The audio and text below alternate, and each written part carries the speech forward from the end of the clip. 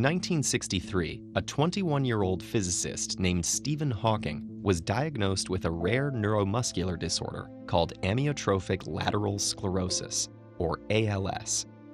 Gradually, he lost the ability to walk, use his hands, move his face, and even swallow. But throughout it all, he retained his incredible intellect, and in the more than 50 years that followed, Hawking became one of history's most accomplished and famous physicists. However, his condition went uncured, and he passed away in 2018 at the age of 76. Decades after his diagnosis, ALS still ranks as one of the most complex, mysterious, and devastating diseases to affect humankind. Also called motor neuron disease and Lou Gehrig's disease, ALS affects about 2 out of every 100,000 people worldwide. When a person has ALS, their motor neurons, the cells responsible for all voluntary muscle control in the body, lose function and die. No one knows exactly why or how these cells die, and that's part of what makes ALS so hard to treat. In about 90% of cases, the disease arises suddenly, with no apparent cause. The remaining 10% of cases are hereditary, where a mother or father with ALS passes on a mutated gene to their child. The symptoms typically first appear after age 40, but in some rare cases, like Hawking's, ALS starts earlier in life. Hawking's case was also a medical marvel because of how long he lived with ALS. After diagnosis, most people with the disease live between 2 to 5 years before ALS leads to respiratory problems that usually cause death. What wasn't unusual in Hawking's case was that his ability to learn, think, and perceive with his senses remained intact. Most people with ALS do not experience impaired cognition. With so much at stake for the 120,000 people who are diagnosed with ALS annually, curing the disease has become one of our most important scientific and medical challenges. Despite the many unknowns, we do have some insight into how ALS impacts the neuromuscular system.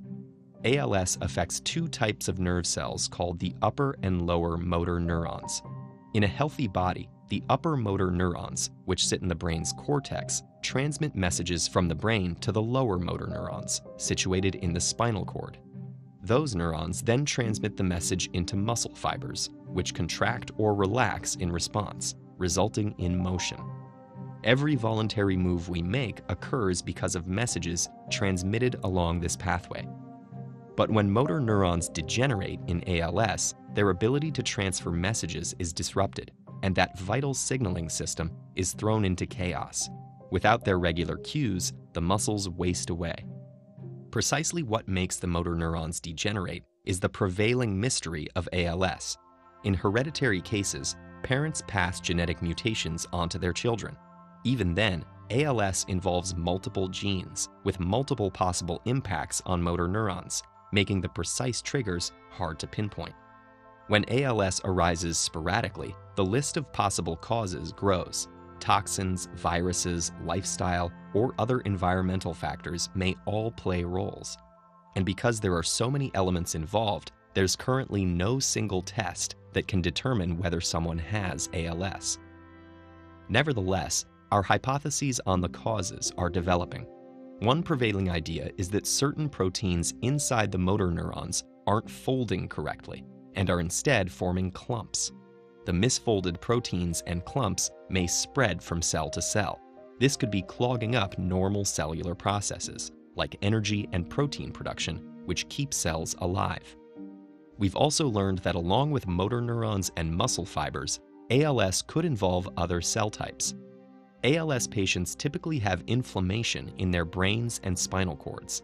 Defective immune cells may also play a role in killing motor neurons, and ALS seems to change the behavior of specific cells that provide support for neurons. These factors highlight the disease's complexity, but they may also give us a fuller understanding of how it works, opening up new avenues for treatment.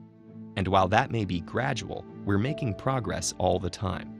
We're currently developing new drugs, new stem cell therapies to repair damaged cells, and new gene therapies to slow the advancement of the disease. With our growing arsenal of knowledge, we look forward to discoveries that can change the future for people living with ALS.